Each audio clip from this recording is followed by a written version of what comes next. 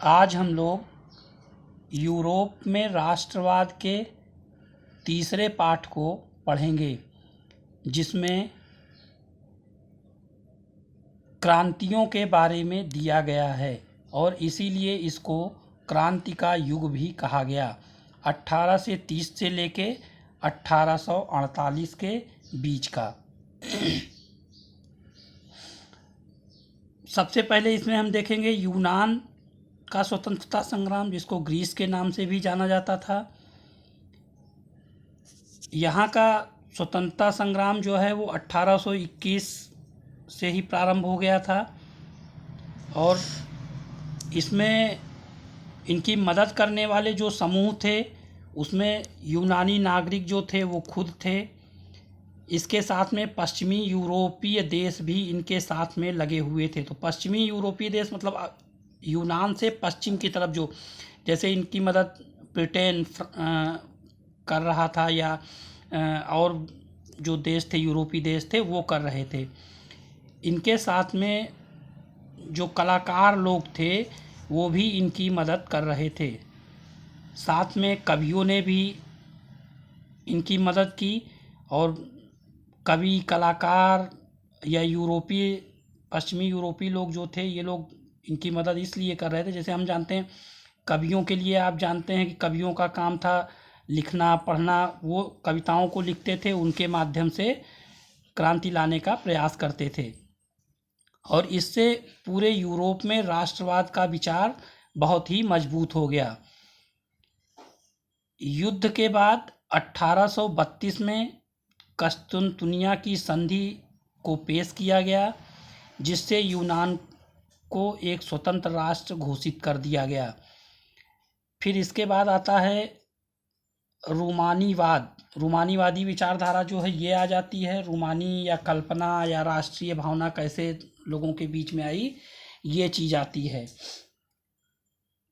तो राष्ट्र के विचार के निर्माण में संस्कृति जो होती है वो एक महत्वपूर्ण भूमिका निभाती है। इसमें कला, काव्य, कहानियों, किस्सों और संगीत ने राष्ट्रवादी भावनाओं को गढ़ने और व्यक्त करने में सहयोग दिया। तो हमने देखा कि कला, काव्य, साहित्य, किस्से, संगीत, इनके माध्यम से लोगों के अंदर राष्ट्रीय भावना जागृत करने का प्रयास किया गया। जैसे रूस को आप देखिए, यहाँ पे यहाँ की जो भाषा थी वो पॉलिश भाषा थी और इसी भाषा को राष्ट्रीय भाषा घोषित कर दिया गया और इसी के माध्यम से वहाँ जो है रूस में राष्ट्रवाद फैल गया। 1830 से 1848 के बीच में यूरोप की आर्थिक स्थिति काफ़ी, वहाँ की आर्थिक स्थिति जो थी वो काफ़ी गड़बड़ हो गई और वहाँ के लोगों को संकट का सामना करना पड़ा। अब रूमानी कलाकार और कवियों ने तर्क, वितर्क और विज्ञान के महिमा मंडन की आलोचना की और उसकी जगह भावनाओं और अंतर्दृष्टि और रहस्यवादी भावनाओं पर इन लोगों ने जोर दिया। उनका प्रयास था कि एक साझा सामूहिक विरासत की अनुभूति और एक साझा सांस्कृतिक अतीत को राष्ट्रवाद का आधार बनाया जाए। इसके बाद 1830 को कठिनाइयों का महान साल भी कहा जाता है, क्योंकि इसी समय यहाँ पे जो है अकाल वगैरह भी पड़ गया और जिससे वहाँ की अनाज उत्पादन क्षमता जो थी वो घट गई और लोगों को भूख की कठिनाई का सामना लोगों को करना पड़ा। इसके कुछ कारण माने गए, जैसे जबरदस्त जनसंख्या में वृद्धि, जनसंख्या का तेजी से विकास हुआ, लोग गांव से शहर की तरफ जाने लगे क्यों जाने लगे? क्योंकि गांव में उनको कोई काम नहीं मिल रहा था और शहरों की तरफ वो इसलिए जा रहे थे कि वहाँ पे जाएंगे तो उनको काम मिल जाएगा। अब जब गांव के लोग एकाएक शहर की तरफ जाने लगे तो बेरोजगारी की स्थिति बढ़ गई और गरीबी में वृद्धि हो गई। इन्हीं सालों के दौरान फसल बर्बाद हो गई, जिससे खाने की सामग्री की कीमत बढ़ने लगी और छोटे छोटे फैक्ट्रियां जो थीं वो बंद होने लगीं। खाने पीने की कमी और व्यापक बेरोजगारी बढ़ गई और इन सभी कारणों से लोगों ने सरकार के खिलाफ विद्रोह कर दिया। और जैसा कि हमने फ्रांस की क्रांति में देखा था, विद्रोह करने के बाद लोग सड़क पे उतर आए और सरकार को उन्होंने बदल दिया। जगह जगह अवरोध लगाए गए। अब ये अवरोध जो था ये कृषकों के द्वारा किया जा रहा था, क्योंकि अकाल पड़ गया था और कृषक जो है वो विद्रोह कर रहे थे, जिससे यूरोपियन सरकार को गणतंत्र घोषित कर दिया गया। मतलब जो अब यहाँ पे जो सरकारें थी, जो राजतंत्रीय सरकार थी, उनको ख़त्म कर दिया गया और यूरोप को एक गणतंत्रीय मतलब राज्य जो है वो घोषित कर दिया गया। नई सरकार बन गई, उनके द्वारा जो कानून बनाए गए उसमें कहा गया कि 21 साल से अधिक उम्र के लोगों को वोट डालने का अधिकार दे दिया गया। सभी नागरिकों को काम के अधिकार की गारंटी दे दी गई। रोजगार उपलब्ध कराने के लिए कारखाने उपलब्ध कराए गए और इन सभी से धीरे धीरे गरीबी और बेरोजगारी कम होने लगी। फिर इसके बाद आता है हमारा उदारवादियों की क्रांति। तो इसमें 1848 में जब अनेक यूरोपीय देशों में गरीबी, बेरोजगारी और भुखमरी से ग्रस्त किसान विद्रोह कर रहे थे, तब उसके समानांतर पढ़े लिखे मध्यम वर्ग के लोग उनके द्वारा एक क्रांति भी हो रही थी। और फरवरी 1848 की घटनाओं से राजा को गद्दी छोड़ना पड़ गया और एक स्वतंत्र गणतंत्र राज्य की स्थापना की गई।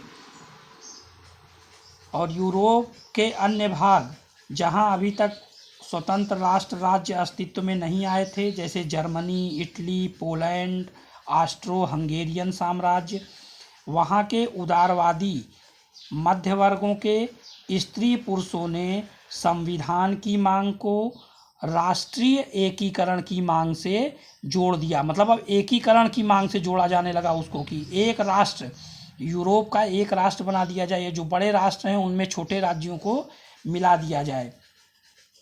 यह राष्ट्र राज्य संविधान, प्रेस की स्वतंत्रता और संगठन बनाने की आज़ादी जैसे संसदीय सिद्धांतों पर आधारित था।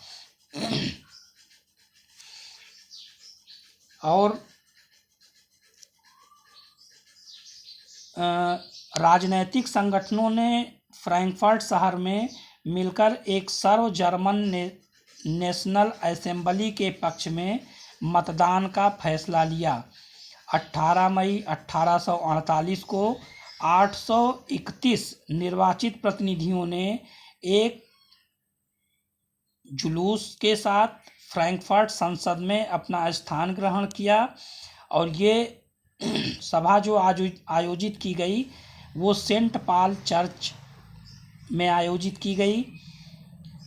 और इस राष्ट्र की अध्यक्षता एक ऐसे राज्य को सौंपी गई जिसे संसद के अधीन रहना था।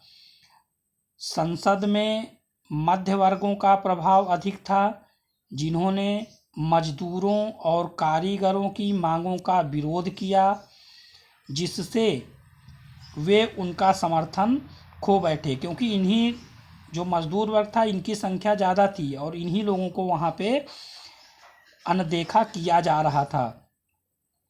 अंत में सैनिकों को बुलाया गया और असेंबली को भंग कर दिया गया।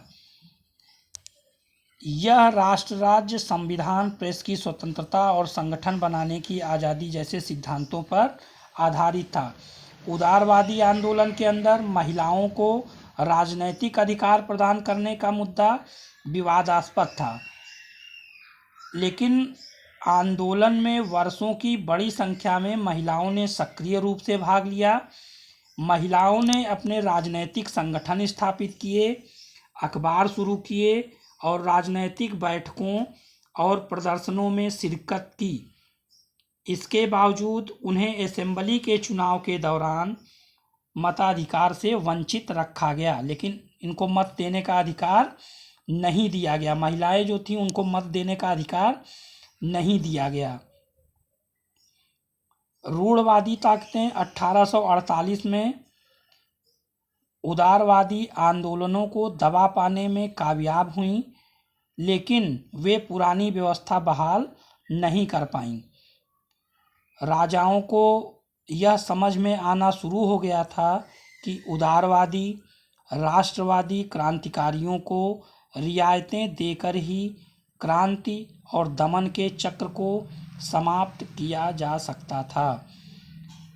इसीलिए 1848 के बाद के वर्षों में मध्य और पूर्वीय यूरोप की निरंकुश राजशाहियों ने उन परिवर्तनों को आरंभ किया जो पश्चिमी यूरोप में 1815 से पहले हो चुके थे। इस प्रकार हैम्सबर्ग जो है ये जर्मनी का एक हिस्सा था और हैम्सबर्ग अधिकार वाले क्षेत्रों और रूस में भूदासता और बंधुआ मजदूरी समाप्त कर दी गई।